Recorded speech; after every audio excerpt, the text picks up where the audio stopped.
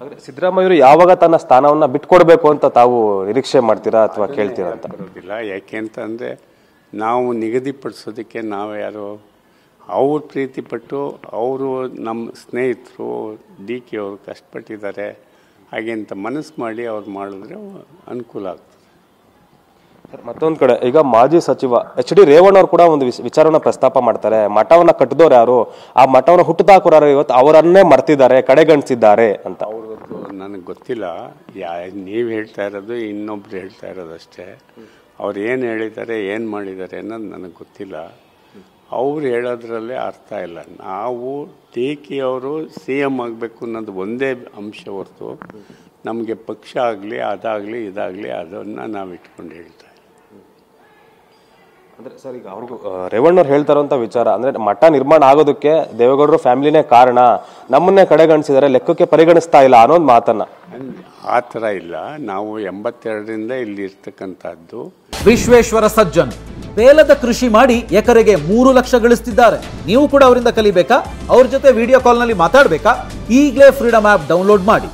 2003ರಲ್ಲಿ ದೇವೇಗೌಡರು ಇಲ್ಲಿ ಒಂದು ಫಂಕ್ಷನ್ ಮಾಡಿದ್ರು. ಆಗ 4-5 ಲಕ್ಷ ಜನ ಸೇರಿ ಆವಾಗ ಎಲ್ಲರೂ ಗುರುತಿಸಿದ್ರು ನಮ್ಮ ಸ್ವಾಮಿಗಳಲ್ಲಿ ಇದ್ದಾರೆ ಅಂತ. ನಾವು ದೇವೇಗೌಡರನ್ನ ಯಾವ ಕಾಲಕ್ಕೂ ಮರ್ತಿಲ್ಲ. ಅವ್ರಿಗೆ ಗೌರವ ಕೊಡೋದು ಕೊಡ್ತಾನೇ ಇದ್ದೀವಿ.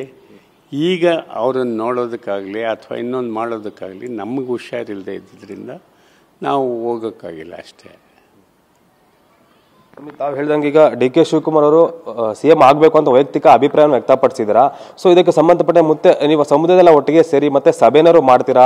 ಸರ್ಕಾರದ ಮೇಲೆ ಒತ್ತಡ ಹಾಕಿ ಡಿ ಕೆ ಶಿವಕುಮಾರ್ ಮುಖ್ಯಮಂತ್ರಿ ಆಗ್ಬೇಕು ಮುಂದಿನ ದಿನಗಳಲ್ಲಿ ಅನ್ನೋ ವಿಚಾರ ಸಂಬಂಧಪಟ್ಟ ಹಾಗೆ ಅಂತ ನಮಗೆ ಗೊತ್ತಿಲ್ಲ. ಸಮುದಾಯ ಹೇಗೆ ಒತ್ತಡ ಮಾಡೋಕ್ಕಾಗ್ತದೆ?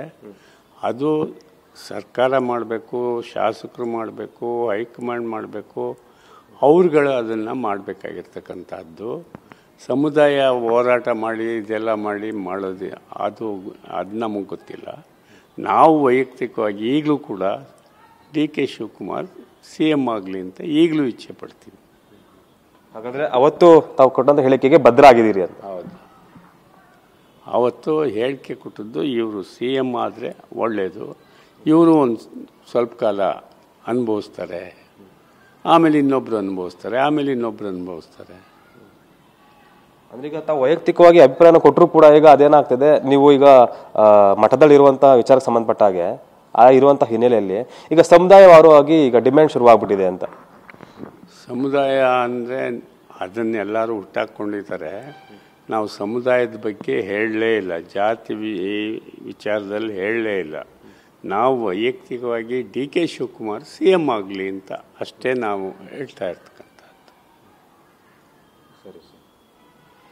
ಇದಿಷ್ಟು ಕೂಡ ವಿಶ್ವ ಒಕ್ಕಲಿಗ ಮಹಾಸಂಸ್ಥಾನದ ಜಗದ್ಗುರು ಕುಮಾರ ಚಂದ್ರಶೇಖರ ಸ್ವಾಮೀಜಿಯವರ ಮಾತು. ಇದು ನನ್ನ ಸಂಘ ಅಥವಾ ಸಮುದಾಯದ ಪರವಾಗಿ ಹೇಳ್ತಾ ಇಲ್ಲ, D K Shivakumar C M ಆಗಬೇಕು ಅಂತ ನಾನು ವೈಯಕ್ತಿಕವಾದಂಥ ಅಭಿಪ್ರಾಯವನ್ನ ಹೇಳಿದ್ದೇನೆ.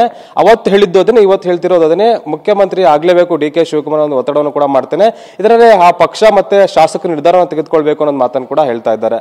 ಕ್ಯಾಮ್ರಾ ಪರ್ಸನ್ ಮಹೇಂದ್ರ ಜೊತೆ ಅನಿಲ್ ಕಲ್ಕೆರೆ, TV9 ಬೆಂಗಳೂರು.